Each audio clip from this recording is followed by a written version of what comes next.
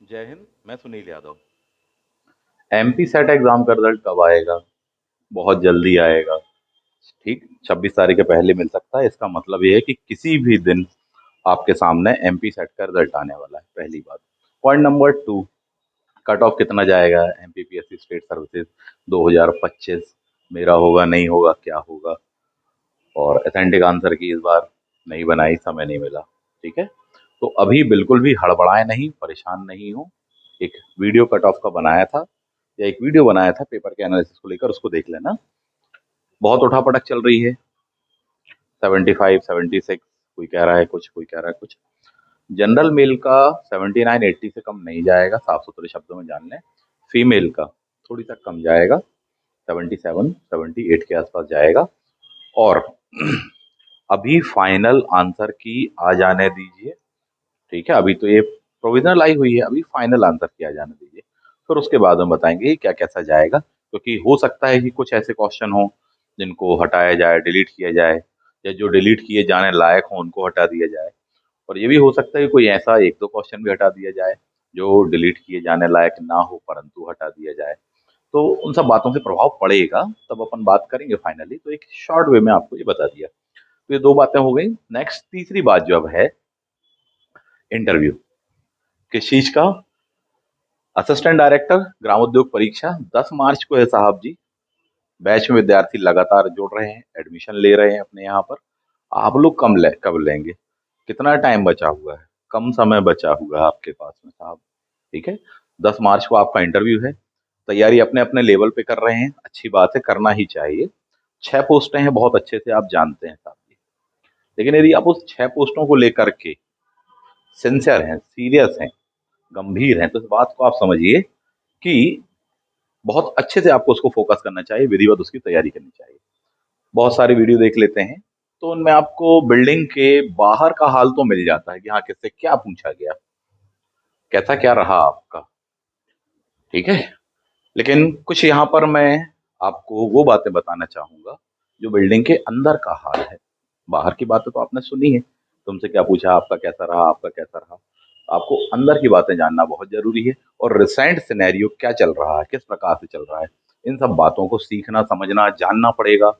वरना एक शब्द में जान लो, वहां पर इंटरव्यू देने जाते हैं बच्चे, मैक्सिमम विद्यार्थी नर्वस होते हैं साथ में। ठीक है, बहुत। आपको जबकि दूसरे तरीके से वहां बिहेव करना है। बिगनिंग से ही कई गलतियां कर देते हैं कि बोले साहब जी फॉर्म को लेकर के ये ऐसा है। पहले तो स्टाफ ही टोंक देगा, वहां पर जैसे तैसे धक्के खा के अपन आगे निकले तो पता चला कई विद्यार्थी ऐसी मिस्टेक कर चुके हैं कि इंटरव्यू बोर्ड आपको बोल देगा, टोक देगा, डांट देगा। तो ये सब चीजें हो जाती है, ऐसा नहीं होना चाहिए। रीजन उसका ये कि बहुत ही खास अटेम्प्ट कहलाता है, बहुत खास अवसर कहलाता है। 10 से 15 मिनट, 20 मिनट मिल रहे हैं आपको इंटरव्यू में अपने आप को रखने के लिए। उस 10 मिनट, 15 मिनट की आप न जाने कितनी तैयारी करते हैं, वर्षों की तैयारी है आपकी। वर्षों तैयार करते हैं, तपस्या करते हैं। और वहां केवल 10 मिनट, 12 मिनट, 15 मिनट, 20 मिनट मिल रहे, किसी किसी को तो 5-7 मिनट मिले हैं। बिगिनिंग से ही मिस्टेक कर दी तो बोले साहब बाहर हो गया आपका, आप जा सकते हैं, हो गया। समझे ही भी नहीं आप 7 मिनट में कैसे हो गया। बोले सर कुछ पूछ लीजिए प्लीज। बोले नहीं नहीं, अब तो बोल दिया ना एक बार, बात खत्म हुई, जा सकते हैं अब आप। ऐसा कुछ भी नहीं होना चाहिए, बहुत अच्छा आपका इंटरव्यू जाना चाहिए। तो अंदर का सिनेरियो समझना जरूरी है, उसकी रूपरेखा बनाना जरूरी है, उसका एक विधिवत गाइडेंस आपको प्राप्त होना बहुत जरूरी है। ऊपरी तौर पर मात्र नहीं, बिल्डिंग के बाहर का हाल मात्र नहीं कि देकर चले आ रहे एग्जैक्टली क्या है, अंदर क्या चीजें हैं, वो आपको समझना बहुत अच्छे से जरूरी है। उसके लिए एक आपको प्रॉपर गाइडेंस चाहिए, वो आपको हमारे यहाँ मिल सकता है। पहले दिन से यही बता रहे, और जो हमारे यहाँ मिल सकता है वो आपको फिर कहीं नहीं मिलेगा, यही बता रहे हैं साहब। बिल्कुल साफ साफ सीधे सीधे शब्दों में साहब जी। ठीक है, तो बहुत कम समय बचा हुआ है असिस्टेंट डायरेक्टर ग्राम उद्योग का, जिनका नॉन टेक वाला है। टेक वाले भी बहुत अच्छे से सुन लें, बिल्कुल जल्दी से आपका शेड्यूल आने वाला है, इनके बाद में आप लोगों की ही बारी है। बोर्ड लगभग यही रहने वाला है, बस 10-12 दिन आपको और एक्स्ट्रा मिल जाएंगे। बिगिनिंग से अपन ने इसको तैयार किया हुआ है साहब जी। ठीक है, कम समय बचा हुआ, 15 दिन बचे हैं, 17 दिन बचे हैं, 18 दिन बचे हैं, जो भी चीजें हैं बहुत अच्छे से प्रिपेयर करना पड़ेगा। कुछ पॉइंट्स को लेकर के मैं आपको यहाँ संक्षेप में बताना चाहूंगा। ठीक, सबसे पहले तो आप सभी लोगों का बहुत बहुत धन्यवाद। बुक्स आपने पढ़ी ये वाली बहुत अच्छे थे, ये भी आपको बहुत काम आने वाली इंटरव्यू में, एडवांस में आप जान लीजिए, इसको बहुत अच्छे से तैयार करना पड़ेगा। क्या क्या तैयार करना है वो इंटरव्यू वाले बैच में हम बताएंगे किस प्रकार से तैयार करना है। चाहे आप टेक वाले हो, टेक्निकल वाले हो, चाहे नॉन टेक वाले हो, सब उसके लिए आपको बैच में जुड़ना पड़ेगा इन शॉर्ट में। ठीक है। आप सभी ने बहुत अच्छे अच्छे कमेंट किए, ढेरों कमेंट्स थे, बहुतों का विद्यार्थियों का क्वालिफाई हुआ है ना। आपका भी हुआ होगा, अभी नहीं हुआ तो अगले बार होने वाला होगा। इसी संदर्भ में आप इसको देख लीजिए, बहुत अच्छे से जान। तो ये बुक आपके काम आने वाली है। पर इसके साथ साथ ये भी बताना चाहूंगा कि ना केवल ये बुक, बल्कि इसके बाद में और भी कई चीजें आपको अपडेटेड तैयार करनी है। वो मैं बताऊंगा कि क्या क्या, वो क्लास के ग्रुप में मैं दूंगा। कुछ पीडीएफ, कुछ नोट्स, कुछ चीजें मैं प्रोवाइड करने वाला हूँ इंटरव्यू के लिए। आपको उसको बहुत अच्छे से प्रिपेयर रखना पड़ेगा। बहुत सारी साहब जी बुक्स हैं, बहुत सारे पीडीएफ्स वगैरह, उसकी जो जिस्ट होनी चाहिए सार गर्भित, वो मैं आपको क्लास में बताऊंगा। आपकी पर्सनल प्रोफाइल से जोड़ के ही बताऊंगा। तो उसके लिए अपन इंटरव्यू प्रोग्राम चला रहे हैं, और बिल्कुल करंट का सिनेरियो सर जी। ठीक है, कि अभी किस प्रकार से इंटरव्यू हो रहे हैं, किस प्रकार से चल रहे हैं, किस प्रकार से आपसे होने वाला है, किस टाइप से क्वेश्चन पूछेगा। ये ज्यादा पुरानी फोटो नहीं है, कोई 5 साल या 10 साल 20 साल पुरानी फोटो है, ये अभी की फोटो है। ठीक है। और मैं चाहता हूँ आप सभी की फोटो ऐसी हो, और आप अपनी अपनी फोटोज शेयर करें बाकायदा, बेहतरीन तरीके से इंटरव्यू दे करके आए। अच्छा रहे आपका इंटरव्यू, मजा आए आप लोगों को, वहां खड़े होने का, वहां अंदर बैठने का अनुभव कुछ और ही होता है साहब। ठीक है। उसको कैसे डील किया जाता है, किस प्रकार से आप उसको एंजॉय करेंगे, किस तरह से मजे करेंगे, क्योंकि बाहर अपन भले ही कैसी बने, भूत बने घूमते रहते हो, वहां पर तो कहानी अलग है ना। ऐसे ही कुछ है। ठीक। तो कुछ इस प्रकार से तैयारी अपन को करनी है, और ना केवल यह है कि सज सवर के पहुंच जाना है वहां पर, बल्कि वो नॉलेज भी लेके जाना है, क्योंकि सभी तैयारी से आए हैं। सभी ने अच्छे खासे पैसे खर्च किए हैं, कपड़े जूते लत्ते मोजे से लेके टाई सूट, न जाने क्या क्या नहीं किया है। पर ये सेकेंडरी पार्ट है, ये तो किनारे धरी रह जाने वाली चीजें आपको बता दूं। ये एंट्रेंस गेट ही पे धरी रह जाने वाली चीज, क्योंकि ये तो मिनिमम रिक्वायरमेंट था।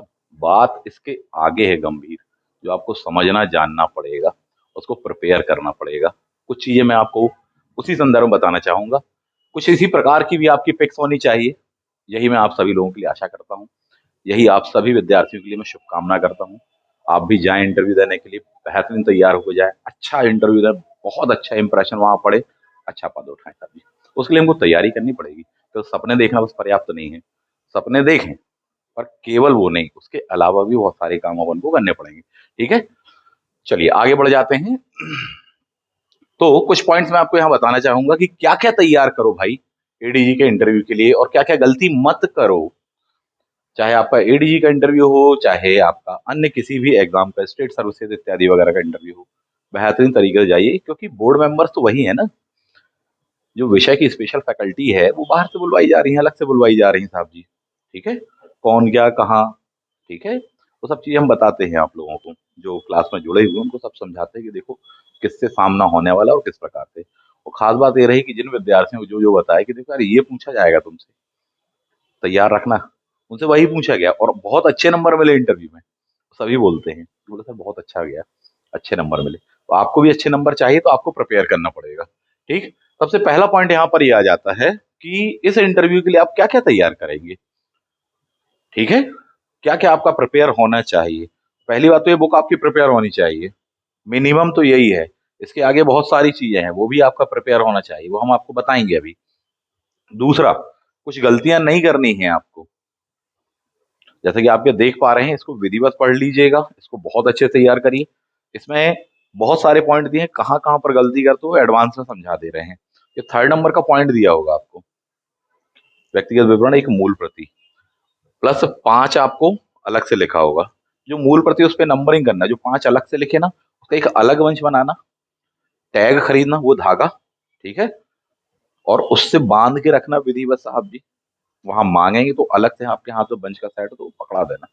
मैंने देखा वहां पर अंदर कि साहब सुबह 9:30 बजे पहुंचे हैं, 10 बजे स्टाफ आ गया है, डॉक्यूमेंट मांगने लगे हैं, किसी का ये कम है, किसी का वो कम है, किसी का वो कम है साहब जी। ऐसा नहीं होना चाहिए। क्यों? क्योंकि अगर ये हो गया तो बिगनिंग में आप दबाव में आ जाओगे, क्योंकि वहां शुरुआत में ही डांट देंगे आपको कि बोले अरे आपने ये नहीं करके लाया, अरे आपके पास ये कागज नहीं, अरे आपने ये लिखा ही नहीं, अरे आपने यहाँ साइन नहीं करे हैं, ये तो सेल्फ अटेस्टेड होनी चाहिए थी। बोले सर सेल्फ अटेस्टेड किए ये वाले, बोले नहीं ये वाले को नहीं करना था, ये वाले को करना था। ये सब चीजें बोले इसमें नंबर नहीं क्यों लिख दिया, दोबारा लिखो। क्या करोगे आप?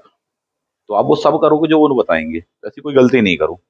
ठीक, point one. Point number two, इससे होता क्या है कि आप दबाव में आ जाते हो बिगनिंग में, और उसमें से भी माशाल्लाह अगर ऐसा कुछ वो बोले तुम्हारा ही नंबर है, जल्दी से जल्दी रेडी करो, तो फिर और दबाव में आ गए, फिर भागम भाग की स्थिति, तो पूरी खलबली मच जाती है।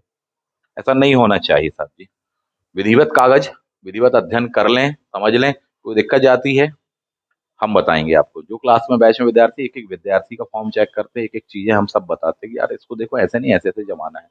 ठीक है, ये करिएगा। सेट जैसा बताया उस बात का ध्यान रखना। अनुप्रमाण फॉर्म विधिवत भरना, हाथ से भरना है तीनों के तीनों, जबकि व्यक्तिगत विवरण फॉर्म में एक आपको भरना है बिना साइन करे। ठीक है, फोटो वोटो लगानी है, उसकी फोटो कॉपी करवानी है, सेट बनाने, फिर साइन करना विधिवत अलग अलग। इस बात का ध्यान रखना साहब जी, गलती नहीं करना। डॉक्यूमेंट इसी सिक्वेंस में जमेंगे। पेंसिल वगैरह यूज कर लेना, पहले ही मार्क कर लेना कि आपको ये लगना, आपको ये लगना, आपको ये लगना, ये वाला आपको नहीं लगना।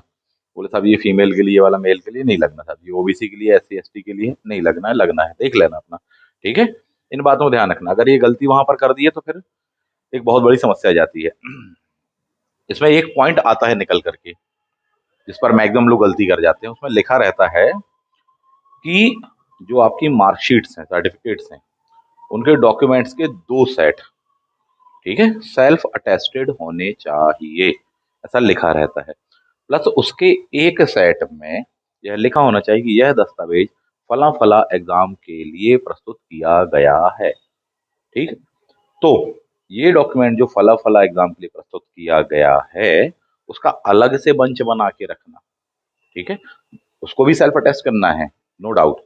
जबकि जो मेन कवरिंग लेटर रहता है, प्रपत्र नंबर 1, उसमें जो डॉक्यूमेंट लगते हैं उसमें ये लिखने की जरूरत नहीं पड़ती इस लाइन की, केवल सिग्नेचर सेल्फ अटेस्ट वाली बात करनी पड़ती है। इस बात को समझ लो, नहीं तो कवरिंग लेटर में लगा दिया अपन ने ये वाला लिखी हुई लाइन का, और ये वाला उनको पकड़ आ रहे हैं केवल सिग्नेचर वाला, तो फिर वहां भगदड़ की स्थिति मच जाती है। ये बोले अब इस पे लिखी, अरे अच्छा आपने तो लिखा ही नहीं, कही ने तो, अच्छा ऐसा भी लिखना है। विधिवत एक बार खुद अपना फॉर्म चेक कर लेना, किसी अनुभवी व्यक्ति से, शिक्षक से चेक करवा लेना जो उसका वेल एक्सपीरियंस पर्सन हो, वरना इसकी कीमत कई बार विद्यार्थियों को इंटरव्यू रूम के अंदर तक चुकानी पड़ी है साहब जी। तो ये गलती नहीं होनी चाहिए। आगे बढ़ेंगे साहब जी। ठीक है, विधिवत तैयारी करके जा रही तो पूरा कोट पैंट एक साइड और माथे पर पसीना ही पसीना वाली स्थिति हो जाती है। और ये वाकई में 4 मेंबर्स का बोर्ड है, वाकई में ये स्थिति बन जाती साहब, बिल्कुल क्या जवाब दें, जो पढ़ा हुआ वो याद नहीं आ रहा, ऐसा तक हो जाता कईयों के साथ, तो ऐसा नहीं होना चाहिए। चलो, अंदर बहुत सारी चीजें ऐसी होती हैं जिस पर आपके साथ में चर्चा की जा सकती है, बट ये वीडियो लंबा हो जाएगा, इसलिए संक्षेप में बात कर रहे हैं। जो आपको सिलेबस दिया है पार्ट बी का, ये पूरा आपको तैयार करना है, इस बात को आप जान लें इन शॉर्ट। पार्ट ए भी तैयार करना है एमपीजीएस का, प्लस आपका जो बेसिक प्रोफाइल बायोडेटा है वो सब तैयार करना है। कई लोग बता रहे नहीं इस टाइप से क्वेश्चन पूछे जाएंगे, फलानी कोचिंग वालों ने हमको क्वेश्चंस के नोट्स दिए हुए हैं, कुछ काम नहीं आएगा, कुछ भी काम नहीं आएगा। आपके क्वेश्चन यूनिक होने वाले हैं, इस बात को आप समझिए। ठीक है, जिस प्रकार से प्री में होता ना रिटर्न एग्जाम में कि 100 क्वेश्चन का पेपर आता है, तो 100 में से 50-60 क्वेश्चन के आंसर तो हर कोई बता देता है, पर डिसाइडिंग फैक्टर क्या होता है, वो 60 के बाद वाले जो 40 है, असली डिसाइडिंग फैक्टर वो होता है। जैसा हर कोई दावा कर देता है ना, बोले नहीं साहब देखो इसमें से हमारे में से क्वेश्चन आया, हमारे कितने आए, 1 आया, 2 आया, 10 आया, 20 आया, 50-60 ना, बोले इसका आंसर ये होगा। 60 तक ना, क्या कट ऑफ होता में जाता, 60 नहीं जाता, कट ऑफ कितने जाता है, 80 के आसपास जाता है। असली बात वहां आती है सब, ये जो कोर सेक्शन है जो कि बन नहीं रहा, उसको कैसे बनाए, वो सबसे मेन चीज होती है, उसको कैसे हैंडल करें। चाहे आपकी बॉडी लैंग्वेज हो, चाहे आपकी स्पीकिंग का हो, चाहे आपका तौर तरीका हो, वहां का पैटर्न का जवाब देने की स्मार्टनेस हो, ये सब चीजें आपको मेंटेन करनी पड़ती है। वरना कई बार बिगनिंग में टफ क्वेश्चन पूछ दिया, बोले साहब एक काम करो, सब्जेक्ट ऑब्जेक्ट तो गया किनारे, पहले तो मुझे मुद्दे की बात बताओ जो तुमसे पूछ रहे हैं। जैसे कि साहब जी कोई हॉबी लिखी हुई या कोई ऐसी चीज लिखी हुई, उसी पर उठा के क्वेश्चन पूछ दिया, जनरल अवेयरनेस का क्वेश्चन पूछ दिया, रीजनिंग का क्वेश्चन बोल दिया सीधे। बोले अंडे को किस प्रकार से अपन फर्श पर छोड़ें, हाथ से ऐसे छोड़ें या पटकें कि वो ना टूटे, एक जनरली क्वेश्चन दे दिया आपको। बोले अंडे को किस प्रकार से फर्श पर पटकें कि वो ना टूटे। अब क्वेश्चन नहीं समझ में आया, ऐसे क्वेश्चन पूछे जा रहे हैं, साफ शब्दों में जान लें। कॉमन सेंस चेक करने के लिए 1 से 2 क्वेश्चन बिल्कुल इररिलेवेंट लीक से हटके पूछे जा रहे हैं साहब जी। बिगनिंग में पूछ दिया तो होता क्या कि दबाव में आ गया, बोले सर क्वेश्चन ही समझ में नहीं आया हमको, और तो आपको वहां विधिवत जवाब देना पड़ता है कि सर अंडे को किसी प्रकार से आप फर्श पर पटकेंगे तो फर्श नहीं टूटेगा, यानी वो नहीं टूटेगा। समझ में आई बात, क्या जवाब देना है? अपन समझ रहे हैं कि वो ना टूटे, बोले बुलेट प्रूफ बना के फॉर्म में लपेट के, अरे ये सब नहीं, वो नहीं टूटेगा। कौन नहीं टूटेगा? वो फर्श नहीं टूटेगा। कुछ इस प्रकार से जब आप रखोगे तो बोर्ड मेंबर्स के चेहरे पर मुस्कान होगी आपके लिए, और एक पॉजिटिव भाव होगा कि यार इसको नंबर दो। पहली बात, बिगनिंग में ही आपने लीड ले ली, नहीं तो क्वेश्चन नहीं समझ में आया, मन घबरा गया, यार पता नहीं क्या पूछा था, अपने दिमाग में वही घूम रहा है। फिर आगे अन्य विषयों पर क्वेश्चन पूछेंगे तो फिर डिस्टर्बेंस होता है, पॉइंट वन, और दबाव होता है, सभी विद्यार्थियों के ऊपर होता है। नेक्स्ट, बहुत सारे विद्यार्थी भ्रांतियां पाले कि बोले हमसे तो केवल सब्जेक्ट ही सब्जेक्ट पूछा जाएगा। बिल्कुल ऐसा कुछ भी नहीं है। 30%, 40% क्वेश्चन आपके सब्जेक्ट से पूछे जाएंगे, बहुत हुआ तो 50%। कई तो ऐसे भी एग्जाम्पल देखने को मिल रहे हैं कि साहब जी सब्जेक्ट से पूछे ही नहीं, वहां तक बातें ही नहीं आई, जनरली बात चल रही थी, एमपी पर बात चलने लगी, एमपी जीएस पूछ लिया, चंदेरी, महाकाल मंदिर, उज्जैन, खजुराहो इत्यादि पूछा है, गृह जिला पूछा, उतना ही बोल दिया कि ठीक है हो गया। एक आध क्वेश्चन सब्जेक्ट का पूछा, बोले हो गया बस जाओ, जाओ जल्दी जाओ, रुको मत, जल्दी जाओ, अगले को आने दो। कैसे परफॉर्मेंस दिखा पाओगे? तो सब्जेक्ट को लेकर के ऐसा बिल्कुल मत सोचो कि केवल और केवल सब्जेक्ट आएगा, आएगा, पर ऐसा नहीं है कि पूरा ही वही आएगा। बाकी सारे सेक्शन आपको प्रिपेयर रखने पड़ते हैं, ठीक है? चाहे वो आपके बेसिक प्रोफाइल के हों, चाहे आपके गृह जिले के हों, चाहे एमपीजीएस के हों, चाहे आपके सब्जेक्ट के हों, उसको बैलेंस करिए। ये नहीं कि केवल एक ही एक चीज। और बहुत खास बात बोर्ड की आपको बताऊं, कई लोग बोलते हैं अरे हमारा तो अच्छा नहीं गया, हमसे तो ढंग से पूछा नहीं। बहुत खास बात बताऊं, इतने लॉजिकल क्वेश्चंस पूछे जा रहे हैं, इतने अच्छे क्वेश्चन पूछे जा रहे हैं कि हो सकता है कि शुरुआत में लगे कि यार हमसे ऐसा क्वेश्चन क्यों पूछा, ये तो रूट से जुड़ा ही नहीं है, हमारी प्रोफाइल से कहीं से मैच ही नहीं होता है। पर सच बात है कि जब बहुत गौर से उसको क्वेश्चन को देखोगे, वो आपकी प्रोफाइल से डेफिनेटली लिंक होता है, और वो आपकी प्रोफाइल से कहीं ना कहीं डायरेक्ट इनडायरेक्ट वे में जुड़ा था, करंट अफेयर्स के साथ में, आज के वर्तमान सिनेरियो से जुड़ा हुआ था, प्रासंगिक था, महत्वपूर्ण था। इसीलिए उस क्वेश्चन को आपसे पूछा गया, ना कि बाकी विद्यार्थियों से, क्योंकि आपकी हर विद्यार्थी प्रोफाइल यूनिक होती है। हर क्वेश्चन बहुत लॉजिकल वे में आपकी बेसिक प्रोफाइल से, आपके बेसिक एजुकेशनल बैकग्राउंड से, आपके गृह जिले से, आपकी कला, संस्कृति, विरासत, क्षेत्रीयता इत्यादि से जुड़ा हुआ सेक्शन है, वहां से ही क्वेश्चन पूछा गया है साहब जी। ठीक, नेक्स्ट आ जाते हैं। तो मुद्दे की बात वहां पर कंक्लूजन है कि बहुत लॉजिकल क्वेश्चन पूछे जा रहे हैं, और अच्छे हैं क्वेश्चन, अच्छे क्वेश्चन पूछे जा रहे हैं, बिल्कुल शॉर्ट में बात कही जाए, आपको तैयार रहना चाहिए। नेक्स्ट आ जाते हैं, ना केवल क्वेश्चन क्या पूछे जा रहे हैं, इसके बाद में जो आती है सबसे मेन पॉइंट आती है कि आपका आंसरिंग का पैटर्न क्या होगा, किस प्रकार से आप आंसरिंग करेंगे। ठीक है, संक्षेप में, कम शब्दों में, सारगर्भित रूप से, क्योंकि अगर लंबे लंबे आपने आंसर करी और सही शब्दों का चयन नहीं है ना, तो बहुत कॉमन एक चीज देखी गई कि आप आधा ही आंसर बोल पाए, उन्हें टोक दिया, उनका चुप, बस अगला क्वेश्चन, सुना ही नहीं, नो, और पता चला अगले मिनट में बोल दे कि नहीं चलो हो गया, अच्छा जाओ। तो ऐसा नहीं होना चाहिए, बैड इम्पैक्ट नहीं पड़ना चाहिए साहब जी, समझिए इस बात को। तो इसके लिए आपको तैयारी करनी पड़ेगी, बार बार आपको बात करने का अपना तरीके को बिल्कुल प्रोफाइल प्योरीफाई करना पड़ेगा, सही शब्दों का चयन करना पड़ेगा, किस प्रकार की बात वहां कहनी है, वो सारी चीजें होनी चाहिए।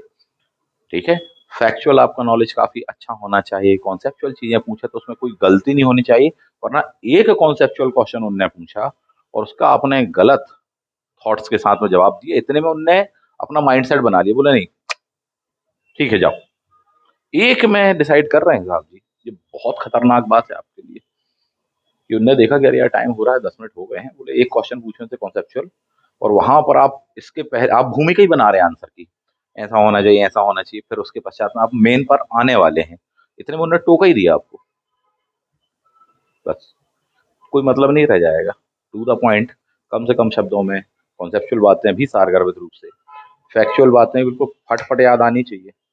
ठीक है, अब वो चाहे आपके सब्जेक्ट की हो, चाहे सामान्य ज्ञान की हो, चाहे अन्य की हो, नहीं तो याद नहीं कर पा रहे हैं, और जितनी देर उन्हें टाइम दे रहे कि हाँ याद कर रहे उतनी देर उन्हें नेक्स्ट क्वेश्चन दाग दिया, फिर आप और दबाव में आएगा, अरे बना नहीं, हम सॉरी भी नहीं बोल पाए, फिर अगला क्वेश्चन आएगा तो फिर आप सॉरी बोलोगे, और दबाव में आ गए। ऐसा नहीं होना चाहिए। तो इसको कैसे डील करना है? इसको डील करना है बहुत विधिवत तरीके से, उसकी तैयारी करनी पड़ेगी। ठीक है, जो हमारे पर्सनल गाइडेंस में रहेंगे हम उनको बताएंगे। अभी तक बहुत काम आया ना जितना बताया, ठीक है। रिटर्न एग्जाम निकला ना, इंटरव्यू देने जा रहे ना, गए ना, सेलेक्ट हुए ना कई, पिछली बार में भी हुए ना सेलेक्ट, इस बार में भी हो गए। जो बता रहे बशर्ते वो करना पड़ेगा। और सबसे लास्ट पॉइंट, दुनिया जमाने फैले हुए इधर उधर के कचरे से बचो साहब जी। आज के ज़माने में समस्या ये नहीं है कि अच्छा क्वालिटेटिव कंटेंट या कंटेंट कहाँ मिलेगा, समस्या ये नहीं है, कंटेंट तो भरा हुआ है इतना, न जाने क्या क्या है। क्वालिटेटिव कंटेंट कहाँ मिलेगा, टू द पॉइंट, जो आपके एग्जामिनेशन हॉल में आपको काम हो जाए, उसकी समस्या है साहब जी। ठीक है, नहीं तो आपने 10 प्रकार की बातें की थी कि सुन ली, वैसे ही माइंडसेट अपना बना लिया, ना उनको अनुभव है ना गड़बड़ हो जाए, ऐसा नहीं होना चाहिए। ये पूरा तैयार करना पड़ेगा आपको, जितना आप अभी देख पा रहे हैं सब एक एक चीज पर तैयार। रीजन उसका ये है कि पता चला उन्होंने उठाकर आपसे सब्जेक्ट को लेकर केवल एक यही बस क्वेश्चन पूछा, और उतने ही में अपन को बात तुरंत में याद नहीं आई, अपन को सॉरी बोलना पड़ा, तो डिसाइड हो गया। ऐसा नहीं है कि सब्जेक्ट में भर भर के क्वेश्चन पूछे जा रहे हैं, एक से दो बातें पूछी उन्होंने, माइंडसेट बना लिया था। समय कम है, तो ये एक कहीं ना कहीं खतरनाक बात है विद्यार्थी के पर्पज से देखा जाए, कि साहब फटाफट बताना पड़ता है, नहीं तो फिर दिक्कत में आ जाओगे साहब। ठीक, तो बहुत अच्छा इंटरव्यू जाए, विधिवत अपन तैयार करें। क्या तैयार करें, जो बता रहे हैं हम क्लास में बता रहे हैं उसमें तैयार करें, पर्सनल क्लास में जो हम समझा रहे हैं बता रहे हैं उस प्रकार से चीज़ों को तैयार करिए। ठीक है, औपचारिकता के तौर पर मत करिए कि हम यहाँ मॉक दे लिए, हमने ये कर लिया ये कर लिया, नहीं। चीजें आपको पढ़नी पड़ेंगी, समझनी पड़ेंगी, जो हम बता रहे हैं उस प्रकार से आपको आंसर फॉर्म करने पड़ेंगे, देने पड़ेंगे, जैसे हम आपको बता रहे हैं। एक अच्छे से अच्छा आंसर आपके सामने हम पुट अप करने का प्रयास कर रहे हैं। देखो इंटरव्यू का क्वेश्चन ऐसा है, आपको जवाब 100 प्रकार के आप दे सकते हो, ये नहीं देना ये 101 प्रकार का जवाब जो हम बता रहे हैं, थोड़ी सा ऐसे जवाब देना, फायदे में रहोगे, नंबर पा जाओगे। नहीं तो फिर बहुत लोग आ रहे हैं इंटरव्यू देने के लिए, ठीक है, बहुत लोग हैं। तो सीरियस हैं यदि आप, अभी भी आपके पास में समय पर्याप्त है, क्लास में जुड़ें, संपर्क में रहें, जैसा जैसा बता रहे हैं वैसा करें। दो चार भी आपकी पर्सनल क्लासेज हो गई जो मैं आपको बताऊंगा, उतने में आप बहुत प्रॉफिट गेन कर जाओगे सर, बहुत कुछ सीखने मिल जाएगा आपकी इंडिविजुअल क्लासेस में, आपकी पर्सनल क्लासेस में। और मॉक में तो आप गेन करोगे, इसमें कोई दो मत नहीं है।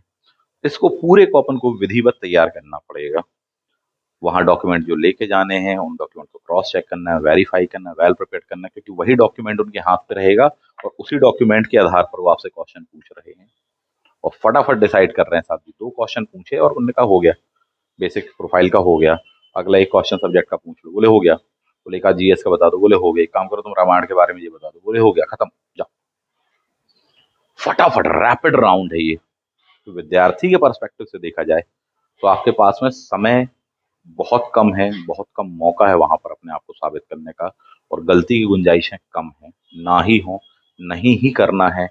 और एकाध लीस्ट पॉइंट अपन छोड़ के चलो, एकाध गलती हो भी रही है चल जाएगा, दो गलती हुई चल जाएगा, बार बार नहीं होनी चाहिए, कोई ऐसी विषय वस्तु नहीं बननी चाहिए, इस बात को आप समझिए, तब आपका बहुत अच्छा जाएगा, और फिर आप बढ़िया इंटरव्यू देंगे, और कुछ इसी प्रकार से आप सेलिब्रेट करेंगे अपनी सफलताओं को, और आपके पास में भी ये होगा कि यस, चीजें सार्थक रही। तैयारी करिए, अकेले मत करिए, अच्छे व्यक्ति के गाइडेंस में तैयारी करिए, जैसा हम बता रहे हैं उस प्रकार से तैयारी करिए, आपको लाभ उसका मिलेगा, सिलेक्शन मिलेगा। क्लियर है? चलिए, तो आज के लिए सफिशिएंट है, मिलते हैं नेक्स्ट वीडियो में। थैंक यू, जय हिंद।